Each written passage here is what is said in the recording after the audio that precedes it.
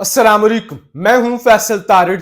हुकूमत की किस्मत का फैसला होने में जी 12 से 14 घंटों का अब वक्त रह गया है।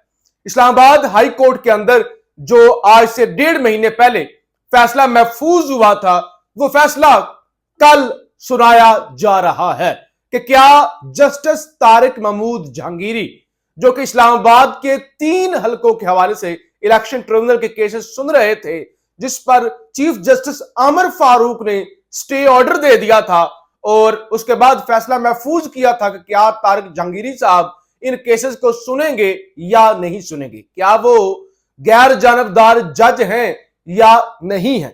1.5 महीना पहले फैसला महफूज भी नहीं हुआ था, बल्कि आमिर फारूक ने कहा था कि वेटिंग फॉर ऑर्डर है, कि जो फैसला महफूज होता है उस पर तो टाइम भी लग सकता है, लेकिन जो वेटिंग फॉर ऑर्डर होता है वो 1 दिन में, 2 दिन में या उसी दिन आ जाता है। तो लिहाजा उन्होंने कहा कि बस ये अभी आया। उसके बाद वो तारिक महमूद जहांगीरी साहब छुट्टियों पे चले गए। उसके बाद एक अटेम्प्ट हुई कि तारिक जहांगीरी साहब का पत्ता ही साफ कर दिया जाए और उनकी डिग्री को मनसूख करवा के उन्हें निकलवा दिया जाए, लेकिन वो कोशिश कामयाब नहीं हुई। एन वक्त पर वो प्रोफेसर रियाज वो सामने आ गई कॉमरेड, और उन्होंने सारी कहानी पलट दी। फिर सिंध हाई कोर्ट का फैसला आ गया, तो लिहाजा वो अटेम्प्ट कामयाब नहीं हो सकी। अब ये आईनी तरमीम वाला मामला, अब उसके अंदर भी हुकूमत नाकाम हो गई, फेल हो गई। इवन आज आजम नजीर तारिड़ ने जो सुप्रीम कोर्ट बार से खिताब किया है, सुप्रीम कोर्ट बार के टाउट वकील भी इस मुसवदे जो आया है उसका दिफा नहीं कर सके। और आजम नजीर तारिड़ को आज कहना पड़ गया कि 25 अक्टूबर तक तो काजी फाइज ईसा होंगे चीफ जस्टिस, 26 को मंसूर अली शाह होगा।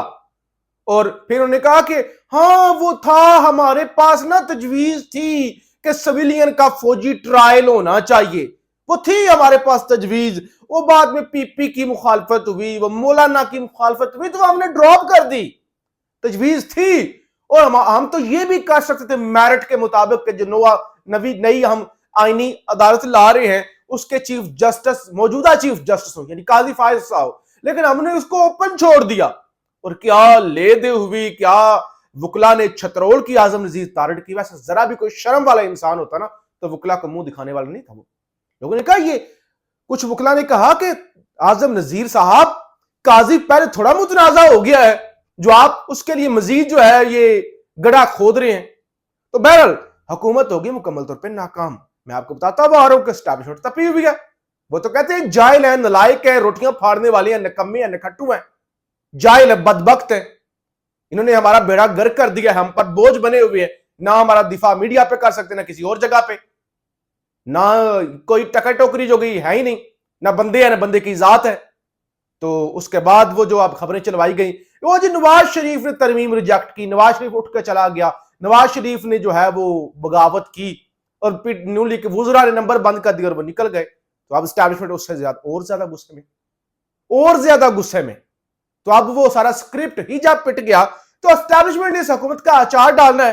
तो लिहाजा उसके बाद मैं आपको बता रहा हूं कि ये सारी एपिसोड नाकाम हो जाने के बाद अचानक खबर आती है कि आमिर फारूक साहब ने काज लिस्ट जारी कर दिया, कल फैसला सुनाया जाएगा। लिहाजा कल सुबह 10 बजे तक, यानी मैक्सिमम 12 से 14 घंटे, 12 से 14 घंटों के अंदर फैसला हो जाएगा कि आम जो है वो तारिक जहांगीरी साहब केस सुनेंगे या नहीं सुनेंगे।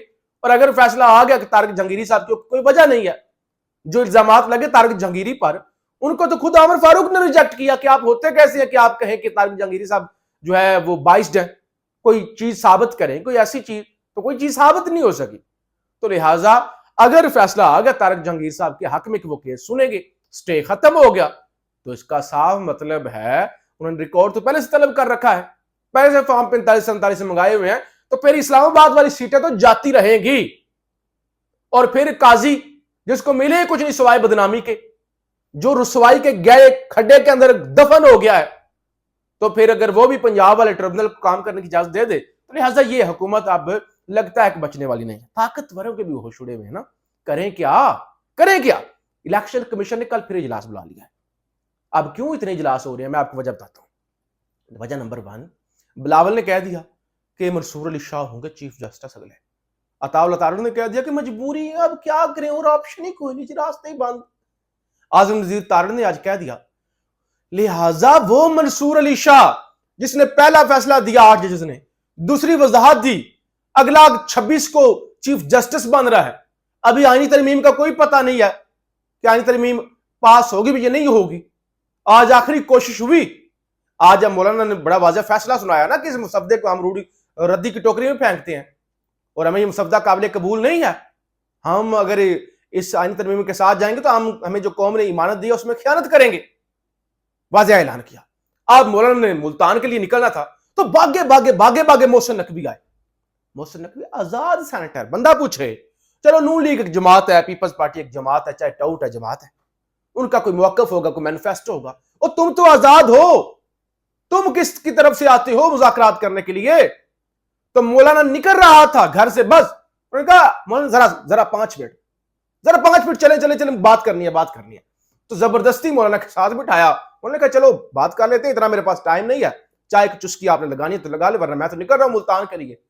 तो फिर धक्के से मौलाना की आज फिर, यानी अभी भी वो जिसे कहते हैं गेम ऑन है, तो अभी भी गेम ऑन है कि मौलाना के साथ बात की जाए। तो लिहाजा अभी तक मामला तो नहीं ना, आईनी तरमीम तो अभी तक नहीं हो रही। खान ने आज कहा कि आखिरी दम तक कोशिश करेंगे, इनकी जिंदगी और मौत का मामला है, लेकिन अभी तक कुछ चांस नहीं बन रहे आईनी तरमीम वाले। तो लिहाजा इसका मतलब मंसूर अली शाह आ रहा है, मंसूर अली शाह चीफ जस्टिस आ रहे हैं, तो फिर उनके फैसले पर अमल दरामद अगर इलेक्शन कमीशन नहीं करता तो फिर उनका क्या होगा? तो लिहाजा यही वजह है कि इलेक्शन कमीशन ने दोबारा इजलास कल बुला लिया है। तमाम आईनी माहिरीन और सारे वो कच्चे चमचे सारे तलब किए हुए हैं कि आओ जरा दसो कि अगर सुप्रीम कोर्ट का फैसला ना माने और ऐसे हालात में जब मंसूर अली शाह का रास्ता बाजार साफ नजर आ रहा है तो फिर क्या होगा? क्या मतलब हमें मानना चाहिए फैसला या नहीं मानना चाहिए? तो ये फिर एक और बड़ा इस्तीफा, और ये बड़ी तेजी के साथ ये अंपायर गिरता जा रहा है। आसमा जहांगीर ने जो एक ग्रुप बनाया था वकला का, जो बुनियादी हकूक के लिए, आइन के लिए और मिलिट्री एस्टैब्लिशमेंट के खिलाफ खड़े होते थे, आज वो पैरों में लेट गए, टाउट बन गए। तो लिहाजा अली अहमद कुर्द पाकिस्तान के सीनियर तरीन वकील, और उनकी तकरीर आपको याद होगी, एक जर्नैल और बड़ा इनकायम किरदार था वकला मूवमेंट में जब इफ्तिखार चौधरी की बहाली होनी थी। तो आज उन्होंने आसमा जहांगीर ग्रुप से इस्तीफा दे दिया है, अलहदगी का ऐलान कर दिया है, और कल जो वकला कन्वेंशन होने जा रही है लाहौर हाई कोर्ट बार वाली, वो जो अहमद खान साहब ने ऐलान किया हुआ है, उसके अंदर उन्होंने शिरकत करने का ऐलान कर दिया। तो लिहाजा हुकूमत के पास कोई बंदा नहीं रह गया, मुकम्मल तौर पर एक्सपोज कोई बयानिया रह नहीं गया।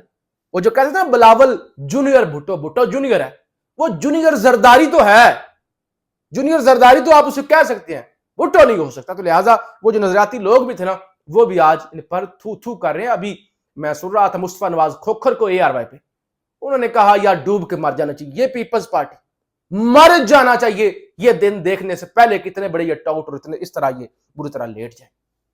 और आप पीपल्स पार्टी भी लोगों को मुतमिन करने के लिए देखना हम अच्छे हैं। उन्होंने भी कहा कि अगर हुकूमत कहती है कि 9 मई मिलिट्री इंस्टॉलेशन, हमला, इमरान खान मुलव्वस, मिलिट्री कोर्ट में ट्रायल होना चाहिए, तो लाए ना सबूत। अगर उनके पास कोई सबूत है कि बराह रास्त इमरान खान मुलव्वस थे, उसको उसके अंदर 9 मई वाले एहतजाज के, अगर बराह रास्त इमरान खान को थी इंटरफेरेंस, लाए सबूत लाए। तो अब सबूत तो है कोई नहीं। तो बहरहाल ये इस वक्त एक और सुप्रीम कोर्ट के साबिक जज हैं जस्टिस रिटायर्ड सरमद जलाल उस्मानी साहब, उन्होंने ये जो मुजव्जा वफाकी आईनी अदालत की जो एक है ना, ये जो था प्रपोजल, उसको उन्होंने कहा ये तबाहकुन है, इसको उन्होंने तबाहकुन करार दे दी। उन्होंने कहा ये बहुत बड़ा हमला है अदलिया की आज़ादी पर, तो ये किसी सूरत भी जो है ये काबिल कबूल नहीं है, ये एक ऐसी चीज है जो पाकिस्तान में तबाही लेकर आएगी। तो बहरहाल इस वक्त आखिरी कोशिश तो कुछ हो रही है बेशर्मों की तरह। वैसे तो मेरे ख्याल से इतना बड़ा हमला, आमिर मतीन साहब ने क्या कहा? आमिर मतीन साहब ने कहा 1971 से बड़ा सान्या है, जितनी बड़ी वारदात डाली जा रही थी, ये तो पाकिस्तान को ऐसे है कि ईस्ट इंडिया कंपनी के हवाले कर दो। इतना बड़ा हमला, और इस हमले के बाद यानी कौम की हिम्मत है कि बड़े बड़े हमले वो जिसे कहते हैं हजम कर जाती है, उसे गुलाम बनाने की कोशिश हो, फिर भी वो, तो इतने बड़े हमले के बाद तो आज़म नज़ीर तारड़ और ऐसे लोगों को डूब के मार जाना चाहिए, इस्तीफे देने चाहिए, या कौम का इतना एहतिजाज होना चाहिए कि इनको उठा के बाहर फेंके, या वकला या सुप्रीम कोर्ट खुल जानी चाहिए थी। लेकिन सुप्रीम कोर्ट इमरान खान की दफा जरूर खुलेगी, कि वो अमल कराओ, इस टाइम तक इमरान खान चला जाना चाहिए। लेकिन अगर पाकिस्तान को गुलाम बनाने की साजिश हो तो फिर सुप्रीम कोर्ट भी नहीं खुलेगी। अल्लाह इस मुल्क पर रहम करें। पाकिस्तान